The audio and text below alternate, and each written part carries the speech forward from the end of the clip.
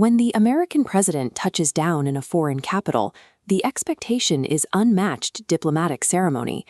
Donald Trump's recent arrival in Beijing was highly publicized, projected as a display of Western diplomatic weight, but the reality on the tarmac told a different story.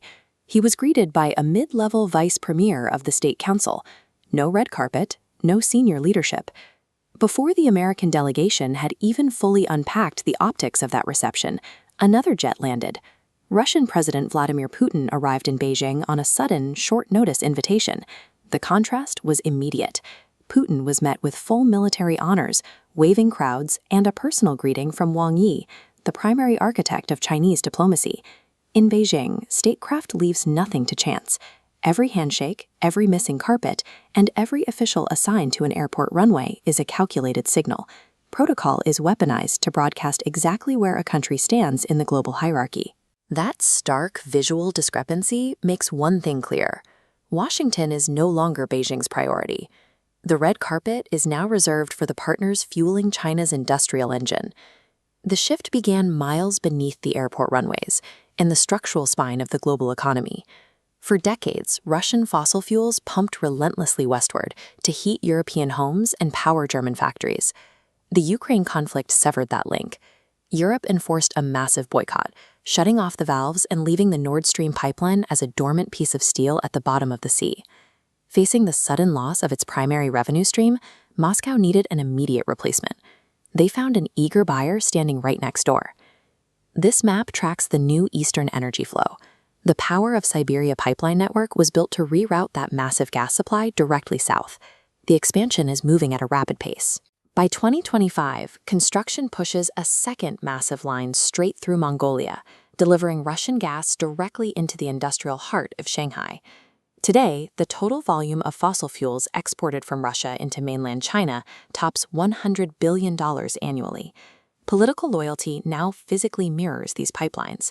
The transfer of oil and gas has created a geographically locked economic bond that dictates international loyalty. The trade loop runs in both directions. In exchange for heavily discounted energy, China supplies the exact materials keeping the Russian state operational.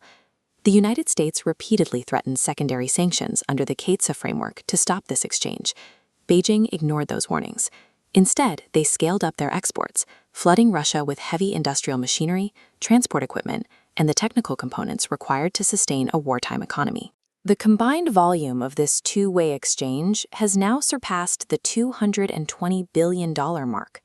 This dynamic exposes a stark historical inversion.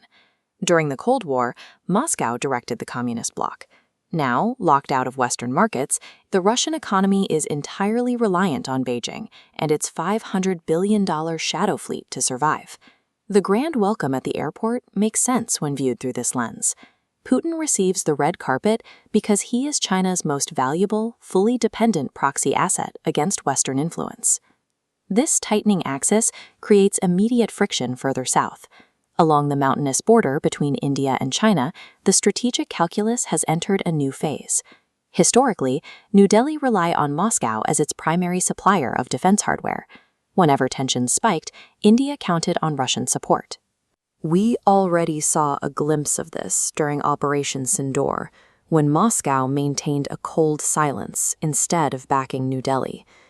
Now, if a high-intensity territorial clash erupts between India and China, who does a financially dependent Moscow actually support?